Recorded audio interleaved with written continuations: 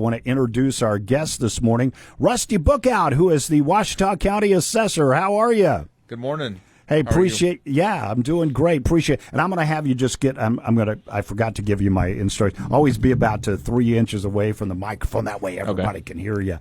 Good. Well, I appreciate you coming in this morning. You're out in my hometown of Cordell, the beautiful Ouachita County Courthouse. You get to work in that office every day? Yes. Very beautiful courthouse, and we're lucky to have it renovated, and I think it was 13. Yeah.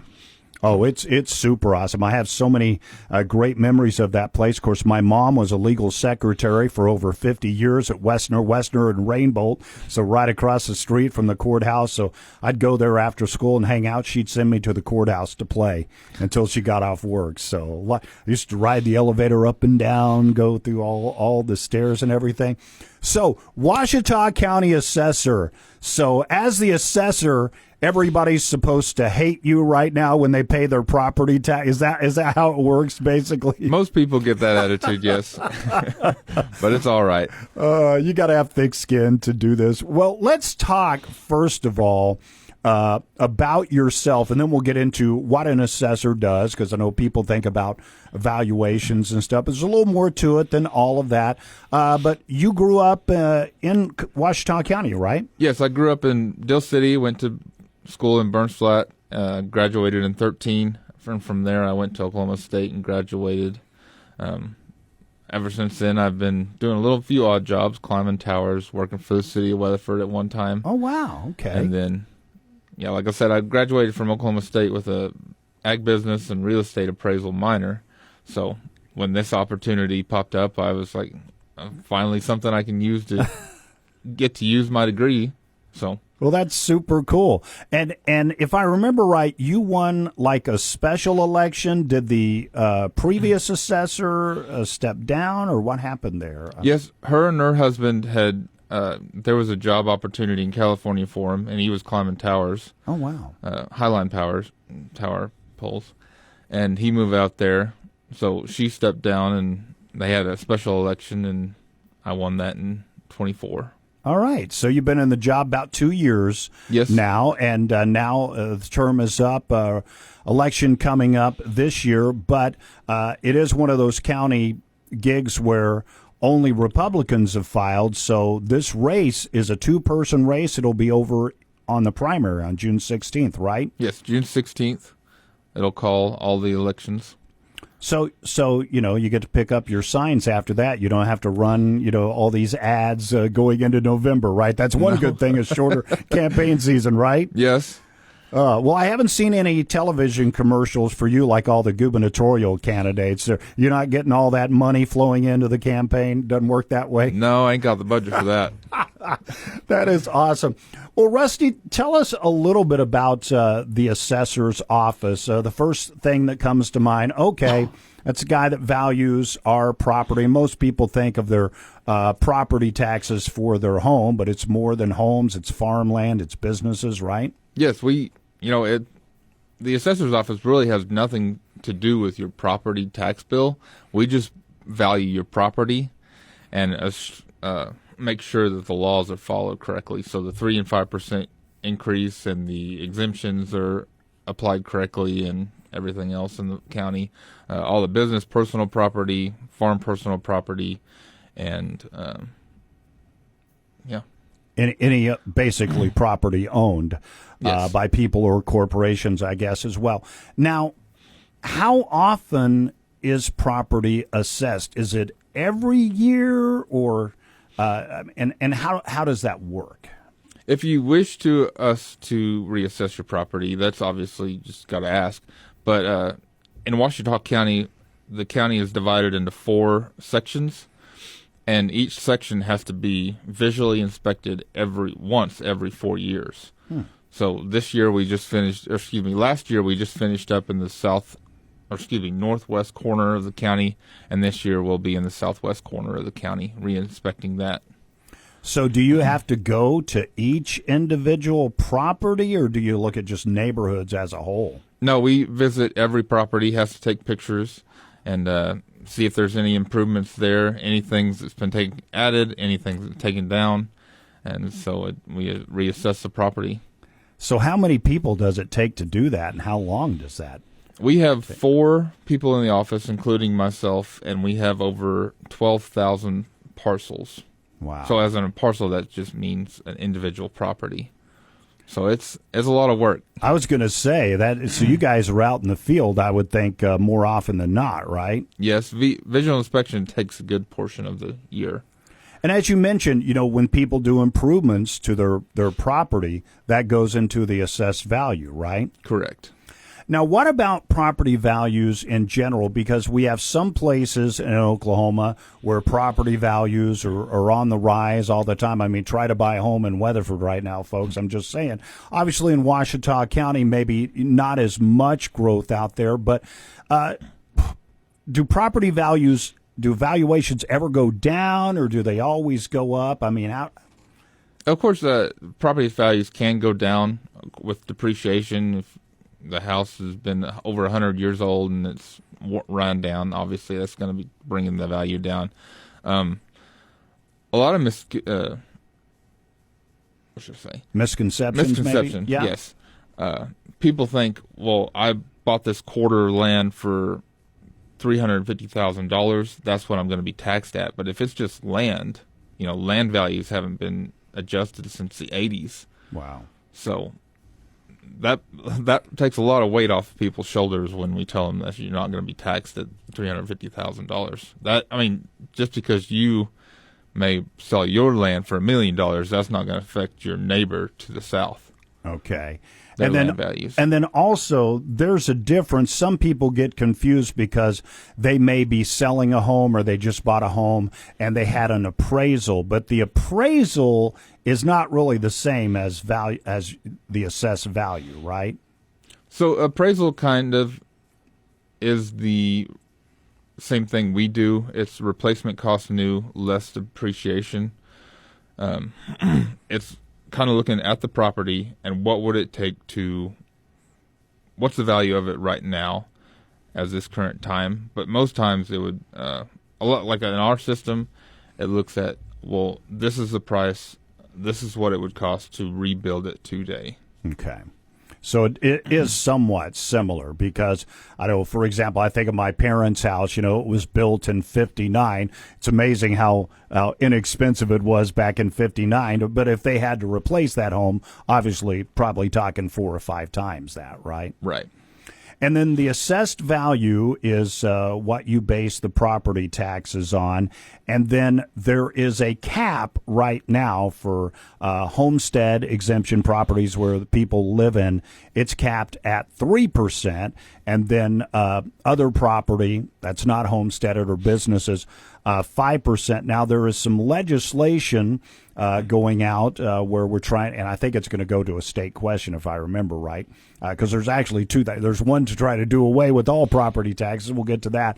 But this other one to change the cap from 1.8% for homestead exemption. And I think that came about because when the law that currently exists put a cap of 3% in place, that was supposed to be the maximum increase each year. Mm-hmm. But some years it didn't increase. Some years it did. Sometimes it'd be every 2 or 3 years. And now people, and this is when they throw darts probably at the assessor's office, they think, well, now they just automatically raise it 3% every year. I mean, is there some validity to that or what? So there's some validity to that. The fair cash value, I'm sure if you got your change of value notice, you see the top box, the fair cash value, and that's higher than the taxable fair cash value. Okay. So the taxable fair cash value can increase 3% until it reaches the fair cash value. And talk about that 3 and 5%. I believe most bills have died in the Capitol. Okay. That would do away with property taxes, but the 3 and 5%, that is still, those 2 bills are still alive. And the one would change that cap for homesteads down. Originally, they were trying to get it down to 1%, and then there was a little pushback. So I think it's like 1.85%. How would that affect a county like Ouachita County, which, in all honesty, there's probably not enough revenue coming in to fund everything that you guys want to do in the county, right? Would that make a big difference? Yes, that would make a pretty big difference.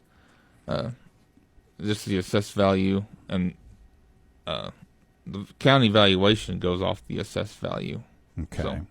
So it would make a difference. Now, obviously, you're going out and doing the assessing, but the property taxes are not being paid. You don't collect it at the assessor's office, right? No, we just value your property, and then the treasurer sends out bills towards the end of the year. Okay, so people should be madder at the treasurer than you, or how's that supposed?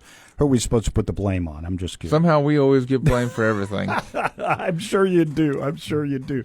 Well, we're talking with Rusty Bookout. He is the Ouachita County Assessor, and this is fascinating for me because, unfortunately, I just know a little bit about everything, enough to be dangerous, and some of my questions may be simplistic or not make sense, but just trying to understand how this all works. Now, obviously, though, property taxes, pretty big deal to all the counties in the state, but I would think even more so with rural counties like Ouachita County, because you don't have a big sales tax base. So property taxes, most people know, think about 75-80% go to the school. What does the other percentage kind of go to?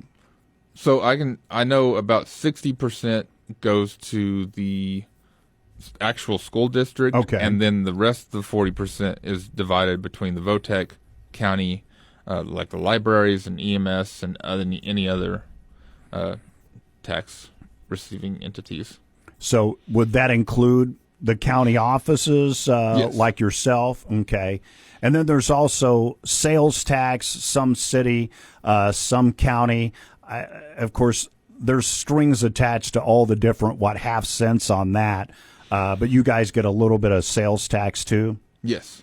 I can't really speak for on the sales tax side, but I know for property taxes, every dollar spent within the county stays in the county. So if some of the legislation, which I think you're right, may be dead. I know there was an effort to get something to do away with property taxes within 5 years on a state question, and then there was no funding mechanism to replace that. They said, well, the legislature has 5 years to figure it out. If something like that happened, because nobody likes their property tax bill, just like nobody likes to pay their income tax and stuff like that. I get it. We all hate taxes. Obviously, we have to have taxes to fund certain things, but how would that change a county like Ouachita County if property tax went away? I would drastically change it. Drastically probably kill these smaller counties. Yeah. That one bill that would take the homesteaded properties off the tax roll. So it'd still leave houses that were like rented out, yeah, or businesses, stuff like that would stay on the county or county tax roll. But the majority of people are, I would assume, single family homes, right? I mean, obviously Correct. There are some farmers that have more property, but you take all of the homestead off, that's quite a chunk of change, isn't it? Yes. If I remember correctly, in Sentinel School District, it would take over $300,000 away from the school. Wow. And that's a big chunk of change for them. So obviously, we'd all love a reduced tax bill and differences, but just have to have a way to figure out how to replace that revenue. Of course, what I always say to people is when they talk about getting rid of the income tax, which I've been a proponent for, but government's going to get your money somehow. So there's going to be a value-added tax, a consumption tax or something. It's not like we're all going to get away from paying taxes. So maybe the system we have isn't perfect. Maybe it's the best there is out there. I don't know. But we'll talk a little more about the campaign coming up, too. Rusty Bookout is our guest this morning. He's the Ouachita County Assessor. A salute to Hydro Weekly High School's class of 2026 from Deer Creek Hardware, Nicholson Monument, and Casa Soto Restaurant. Hi, I'm Brooklyn Bailey, a valedictorian of Hydro Eakley High School. Some of my favorite high school memories are the times my FFA officer team went to Red River. In the fall, I will attend Redlands Community College to study animal science. Good luck to my fellow 2026 graduates. One final salute from Deer Creek Hardware, Nicholson Monument, and Casa Soto Restaurant for the graduating class of Hydro Eakley High School. David, do you need a new dishwasher? I don't need a new dishwasher right now, but if you do need a new dishwasher, Bosch is the #1 ranked dishwasher in the U.S. They're extremely quiet. They offer superior cleaning performance. They're reliable and durable. We are Bosch Direct, so we will not be undersold on any dishwasher here that you're looking at. Financing available, 12 months same as cash here at Tot Fest. Tot Fest and Bosch. Get your dishwasher today. That's Tot Fest on the corner of Main and Custer in downtown Weatherford.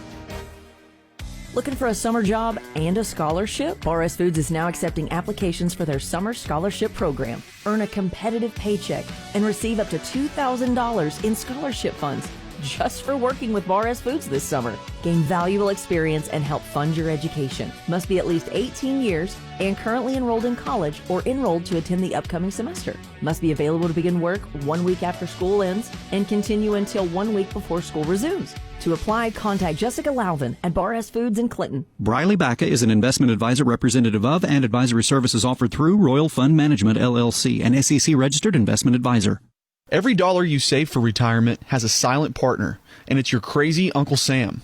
He's waiting with his hand out, ready to take a chunk of your IRA, your 401k, and even your Social Security if you're not careful. But here's the truth. You can fight back. With the right strategy, you can keep more of your hard-earned money in your pocket and out of Washington's. At Advanced Financial Strategies, we specialize in family wealth management, helping families in western Oklahoma cut down on future tax bills, maximize income, and keep control of their financial future. Don't wait for the IRS to decide how much of your retirement you get to keep. Call me, Briley Bacca, a certified financial planner professional here in Clinton, at 323-6800, or visit our website, retirewithbacca.com. Advanced Financial Strategies, your money, your future, your choice. This is Mike Mazie, conservative Republican, certified financial planner, and pro-Trump candidate for governor. Taxes are too high. Reading scores are too low. I have a plan. On taxes, let's abolish the property tax for seniors and veterans. Cut taxes on retirement and tips. And invest in job training to create thousands of better paying jobs. I'll save taxpayers billions. Pro-Trump conservative Republican Mike Mazie for governor. Mazie's plan on schools lets teachers remove disruptive students, hire statewide reading coaches, and make sure tax dollars reach the classroom instead of illegals or bureaucrats. We'll teach children that Christian values and America are not the enemy. China, radical Islam, and anti-Americanism are. Pro-Trump conservative Republican Mike Mazie for governor. Read the plan. Go to MikeForOK.com/plan. Authorized and paid for by Mazie for Governor 2026. Deer Creek Market and Variety in Hydro, the best in friendly small-town customer service, hosting everything from fresh hand-cut steaks, fresh ground beef made in-house, along with fresh fruits and vegetables, grown and made in Oklahoma nuts, candies, salsas, pickles, and more. And don't forget to check out the Variety side, full of unique made-in-Oklahoma gift items. And now, treat yourself to the brand-new ice cream and coffee parlor, your new go-to spot for a sweet scoop or a fresh brew. Shop Deer Creek Market and Variety in Hydro. 727, the Western Oklahoma Wake Up Show. Our guest is Ouachita County Assessor Rusty Bookout. He's running for re-election. The race will be decided on June 16th in the Republican primary. So Rusty, been on the job 2 years. Why should people keep you as assessor? Why are you the best person for the job? Well, like I said, I've been on the job 2 years. I know the county, grew up there.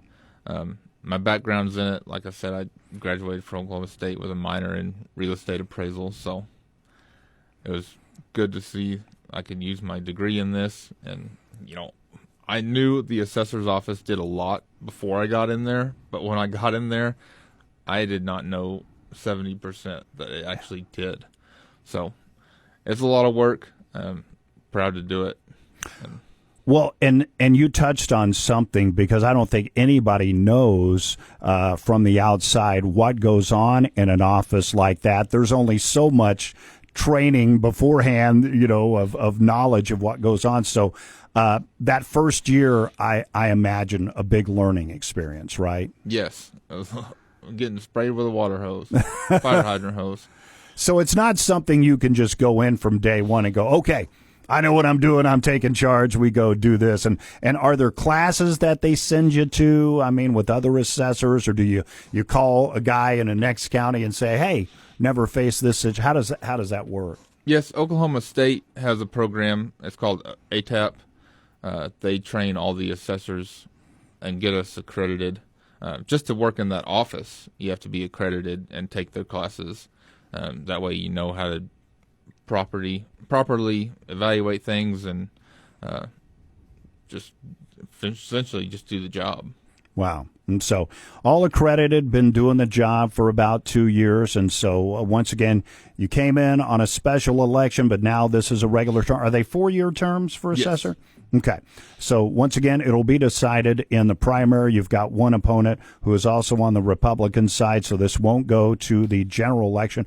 One other thing, because I know I would be remiss if I didn't ask you about this, and I don't know how much you can even say about this, but there is some kind of a lawsuit going on right now with your office and the county. What can you tell us anything about that, or what that's all about, or? Yeah, you're right. There is a lawsuit against Ouachita County, and probably not able to speak on it too much on the radio. But sure. Yes. It has something to do with funding, basically, for your office. Correct. Right. Okay. Now, is that going to be settled before the election? Is that going before a judge, or how does that, or do we even know? I mean, we already had a hearing February 19th. Okay. And the judge had the opportunity to throw it out, and she found enough evidence to let it carry forward. So we have another hearing June 30th. Then. So that'll be after the election. Yes. Interesting stuff. So, okay, well, keep us updated on that and what happens. So, couple of minutes left. What do you want to say to the people of Ouachita County why you're the best candidate? Well, I don't like to speak on myself, but I will just talk about some misconceptions. 3% on the homestead application, that's available to anybody as long as that property is your main residence. I've talked to a few people.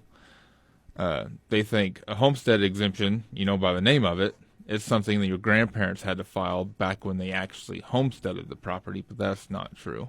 It's available to anyone that's, if you have a primary residence and you're living there, you're welcome to the exemption. But you can't claim more than one. Like if you have a farm out in the country, you have a house in town, you got to pick one, right? Right. And then do you have spies that go out and make sure those people are actually sleeping in that property each night to claim the homes? Okay, just didn't know how that worked. Hidden cameras? Okay, no, that's awesome. Well, Rusty, it was nice to meet you. Thanks so much for coming in. Thank you for having me.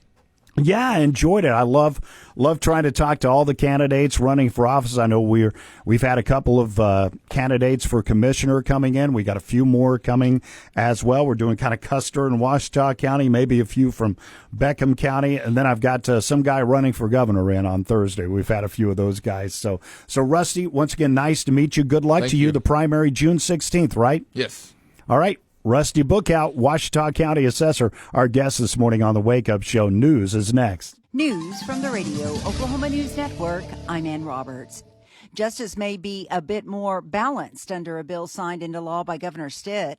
State Capitol correspondent Trey Davis has the story. The bill requires prosecutors, upon request, to disclose within 30 days of a preliminary hearing a host of records regardless of whether they might be favorable to the defense. Records include interview and video summaries, photographs, contact information of witnesses, law enforcement reports, statements given to police, and examination or test results. Will the Thunder keep their record perfect in the playoffs and sweep the LA Lakers in 4 games of the Western Conference semifinals? The final score last night, 115-110. Oklahoma City will play either the Minnesota Timberwolves or San Antonio Spurs in the Western Conference Finals. That series is currently tied 2-2.